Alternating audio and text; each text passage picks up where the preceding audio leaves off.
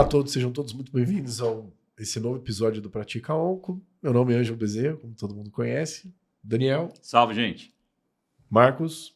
Gostei do salve, né? Salve, muito bom. Copiei Olá, do episódio pessoal. passado. Nos sigam no YouTube, Spotify. Mais um episódio. É super interessante. Bom, então hoje nós vamos voltar ao tema de gastrointestinal. Eu acho que é a primeira vez que a gente fala de tumor gástrico, né, Daniel? De gástrico, sim. De estômago é o primeiro. Acho que E sim. com um grande profissional, hein? Grande amigo, hein? Um belo nome, né? E então a gente está hoje aqui tendo a honra de receber o Dr. Diogo Bugano, é um médico oncologista do Hospital Israelita Albert Einstein, e a gente tem a honra de trazer ele hoje aqui para falar um pouquinho sobre o tratamento dos tumores gástricos metastáticos, né, Marcos? É um grande amigo. A gente está fazendo uns trabalhos aí de pesquisa. Espero continuar, né, grande Diogo? E agradeço muito você estar aqui hoje, discutindo com a gente esse tema super interessante, câncer de estômago. Diogo, seja muito bem-vindo, meu amigo. Poxa, obrigado pelo convite. Estou muito feliz de estar aqui entre amigos. Eu sei que acho que todo contador deve falar isso, mas eu sou mais um aluno do Daniel. Né? Não sei se já parou para contar quantos oncologistas você formou, mas eu sou um deles, então obrigado. Somando uns 80 anos para cá, é muita coisa, mais ou menos. Né? Eu não vou falar desde quando eu conheço o Diogo, que denuncia a idade. Não é. Mas ele estava na faculdade ainda. Mas somos alunos do Daniel, viu, Diogo? Mas, meu amigo, muito obrigado por estar aqui. E a gente está muito honrado mesmo de você estar aqui hoje partilhando a sua expertise conosco. Vamos, então, falar de um caso clínico, Diogo? O que você trouxe para a gente aí hoje? Bom, então eu trouxe aqui um caso real meu, né? Era uma moça de 67 anos, tem essa curiosidade de que ela tinha um antecedente pessoal de câncer de ovário aos 52. Eu fiz um sequenciamento germinativo dela e ela tinha uma VUS de MLH1 e uma VUS de RAD51. Por mais que eu quisesse acreditar que esse RAD51 tivesse a ver com o câncer de ovário dela, sendo VUS, não dava para eu dizer nada. Mas na verdade ela estava curada do câncer de ovário. Ela tinha uma história de 2 meses de refluxo. O gastro dela pediu marcadores e os marcadores tumorais estavam normais. Por curiosidade, ele dosou CA125, acho que pensando na história do ovário, viu normal também. A endoscopia mostrou um espessamento do esôfago distal, passando pela transição, entrando no cárdia. E a biópsia desse espessamento veio como um adenocarcinoma pouco diferenciado. E a imunistoquímica básica, que foi feita para todo mundo, é a instabilidade de microsatélites, ela era estável, expressão de HER2, e aqui foi uma grata surpresa, que ela era forte para as luzes. Expressão de PDL1, ela é também forte expressor com CPS de 15. Eu acho que esses 3 biomarcadores são os essenciais hoje em dia. A gente pode discutir se no futuro vai ter outros biomarcadores. Eu estadiei ela com PET, e também podemos discutir se o PET é obrigatório para todo mundo, mas o PET mostrava, então, uma captação nessa grande massa que pegava esôfago, transição e cárdia, mas também mostrava 2 metas hepáticas pequenas e metástases linfonodais intraabdominais. Então, ela tinha linfonodos descendo no retroperitônio até a altura das renais. E com esse perfil, HER2 forte expressor, PDL1 forte expressor CPS de 15, eu comecei químio para ela com Capox, trastuzumab pembro, e reestadiei ela depois de 4 meses de tratamento, ou 6 ciclos, e demorei um pouquinho mais aqui para reestadiar, porque ela estava indo muito bem, estava assintomática, e a gente teve no estadiamento uma resposta metabólica completa. Nessa altura do campeonato, o refluxo dela tinha passado, e voltou a comer normal, e tanto voltou a comer normal, que ela ganhou bastante peso. E até para quem pode ver a imagem do PET, vocês notam que ela nesse tempo ganhou bastante peso mesmo. E meio que voltou para o peso original dela, né? Normalmente quem tem refluxo é obeso mesmo, então ela voltou para o peso original dela. E daí nesse momento, eu iniciei para ela uma manutenção com trastuzumab pembro, e ela está agora completando 2 anos de segmento, ainda com trastuzumab pembro, e ainda com uma resposta metabólica completa mantida. E a gente está agora naquele ponto de decidir, e aí, até quando vai esse trastuzumab pembro? Vai ficar para sempre? Vamos parar alguma hora? E a angústia que a gente tem agora, tá? E esse é um caso que eu achei bem interessante, claro, porque deu certo, mas porque ela foi provavelmente uma das primeiras pacientes a receber esse tratamento fora de pesquisa no Brasil, porque eu iniciei o tratamento dela em março de 23 e o esquema foi aprovado em abril de 23, né? Então foi assim, bem Excelente. na boca, Excelente mesmo. né? Sabia que ia ser aprovado e negociamos com um convênio e deu certo. Nossa, muito bom o caso. O Diogo, então, só pra gente resumir, então, era uma senhora de 67 anos, né? Com adenocarcinoma gástrico ali, transição esofogástrica, né? Pelo que você falou, metastática para linfonodos e fígado, né?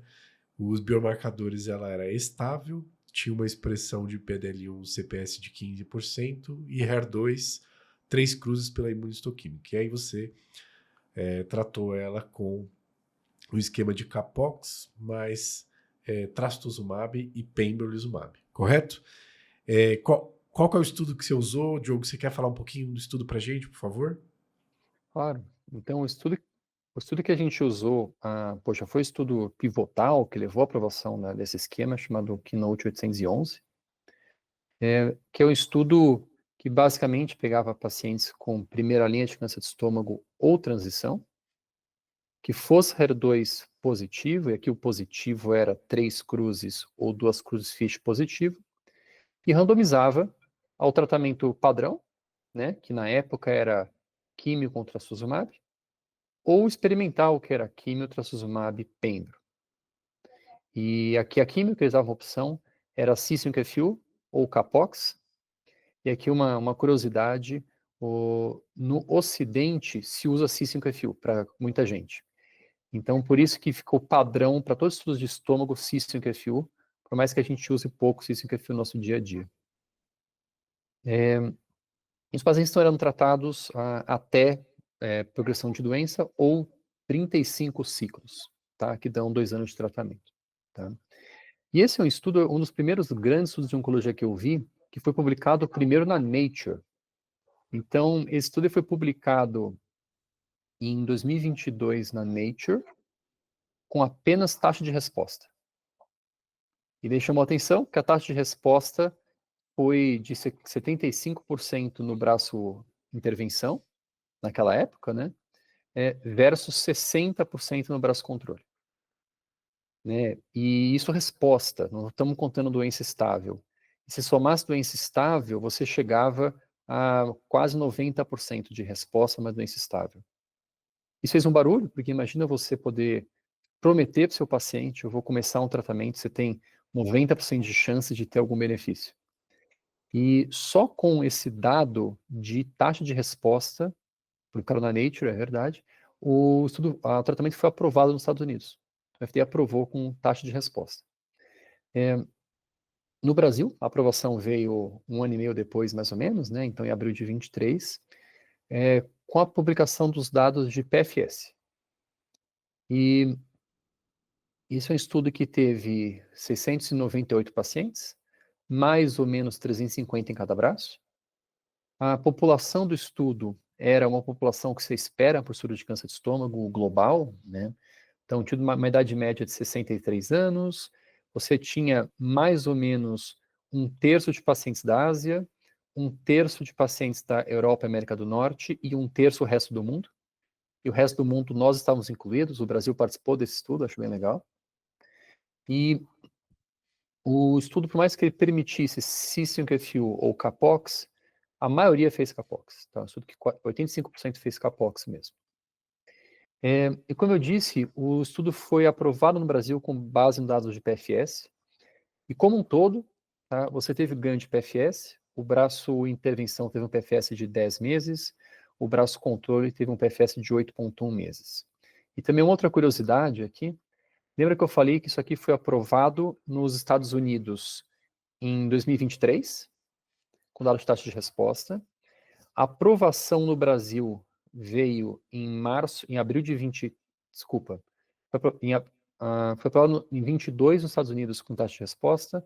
A aprovação no Brasil veio em abril de 23, só que os dados de PFS só foram publicados no final de 23.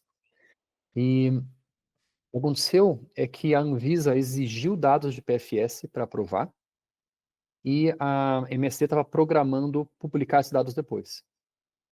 Então, teve todo um acordo de confidencialidade que a MSD informou os dados de PFS imaturos para a Anvisa e que, analisando esses dados, permitiram a aprovação no Brasil. Então, a Anvisa viu dados de PFS imaturos, cheios de confidencialidade, tudo bloqueado antes da publicação final, tá, para permitir a aprovação no Brasil. E daí, na época, se você visse a bula já tinha o PFS. Então, a bula do Brasil tinha o PFS e você não tinha a publicação oficial do PFS ainda. Né? Então, uma curiosidade que aconteceu naquela época. Interessante. Excelente.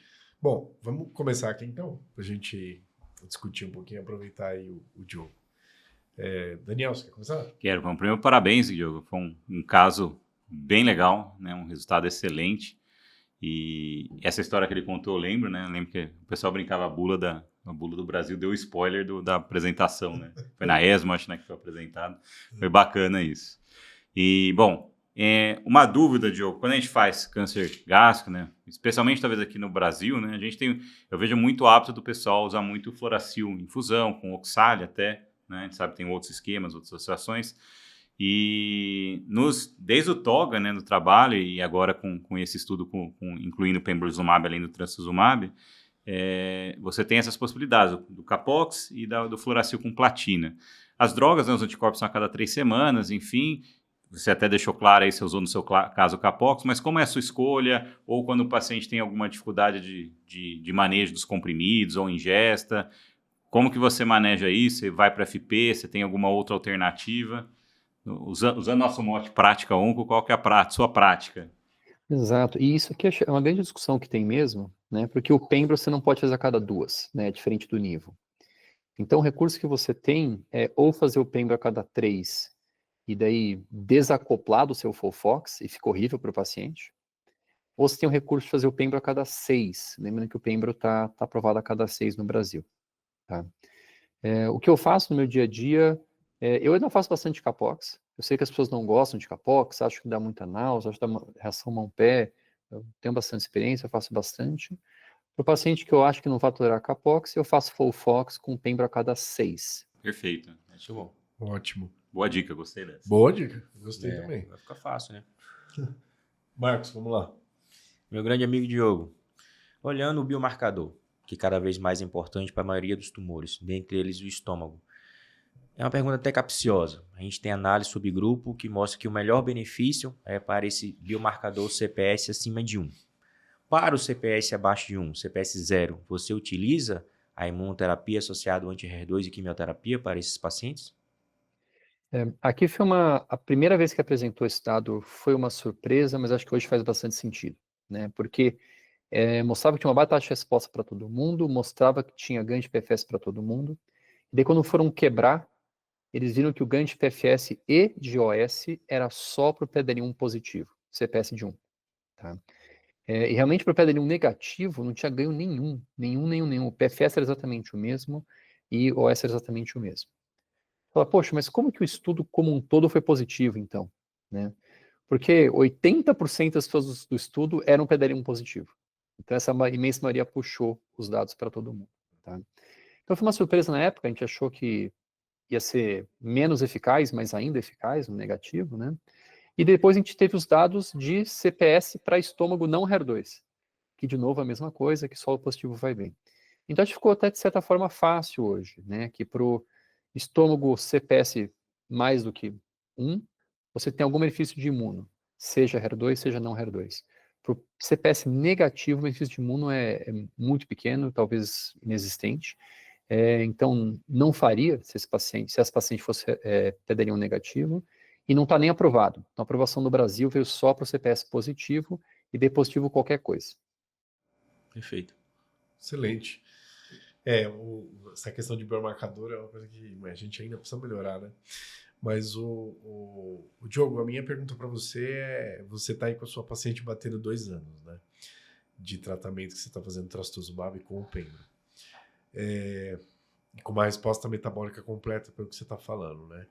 Então a minha dúvida, e graças a Deus que a gente tem essa dúvida hoje, né, Daniel? Sem dúvida. Marcos, você tem recomendado parar ou você segue se a paciente não tiver nenhuma toxicidade, claro que vai discutindo com a paciente. Como é que você faz isso na E prática? vou acrescentar, se você tem algum número mínimo ali em relação a tempo de QT ou ciclos de QT que esse paciente tem que Isso, fazer faz- antes, antes Você de faz você quimio até parar. quando, né? Acho que é uma dúvida aí também. É o manejo mesmo. Exato, porque no estudo, até voltei no estudo para ler, de quantos ciclos faziam, tá? E o estudo não definia. Então, ele ia fazendo químio até quando o médico achasse que estivesse bom, e daí para frente o médico poderia desescalonar como ele quisesse. Então, só havia essas dúvidas de quanto tempo, tá? Eu acho um paciente metastático, incurável, difícil a gente esticar a químio mais do que 4 meses, né? Acho que mais do que isso, a parte químio mesmo, você tem só a toxicidade da químio e não tem mais resposta. Então, acho que depois de 4 meses de tratamento, eu considero um desescalonamento.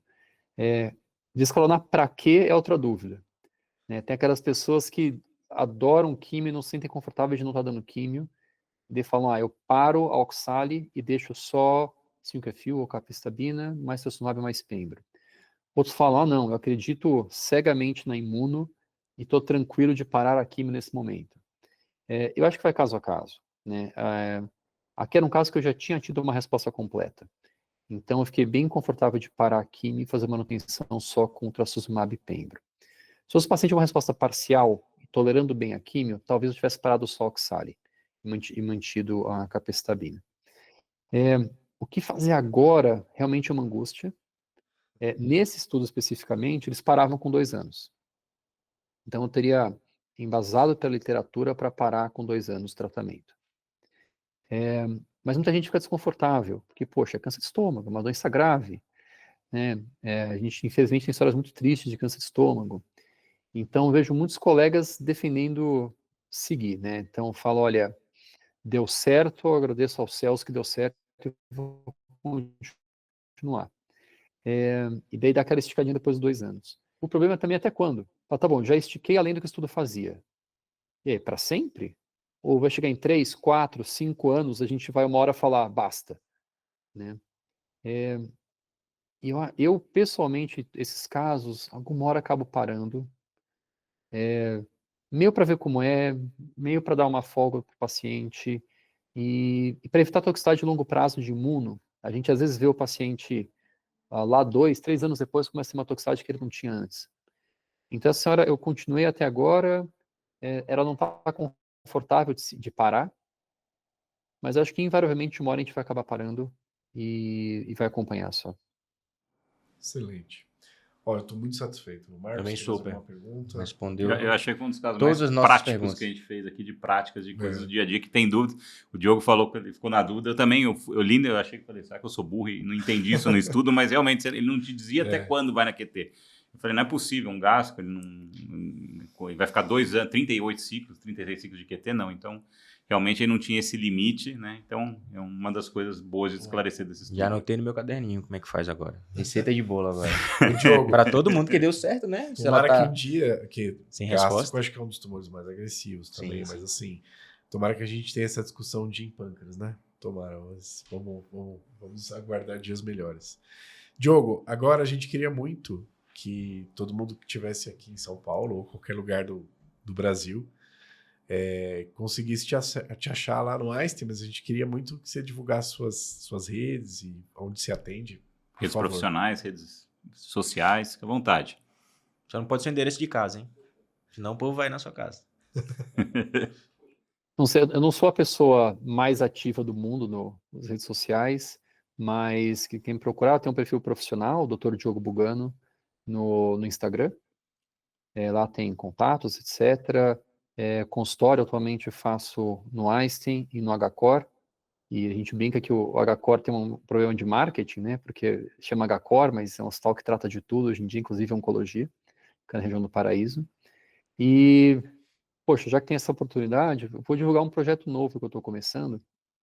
Por favor. É uma honra pra gente, divulgue. Uma honra. Na verdade, eu e um grupo para alunos de medicina, tá? A gente sabe que tem, poxa, iniciativas incríveis de educação médica, né? Poxa, o próprio Prática Onco, uma baita iniciativa.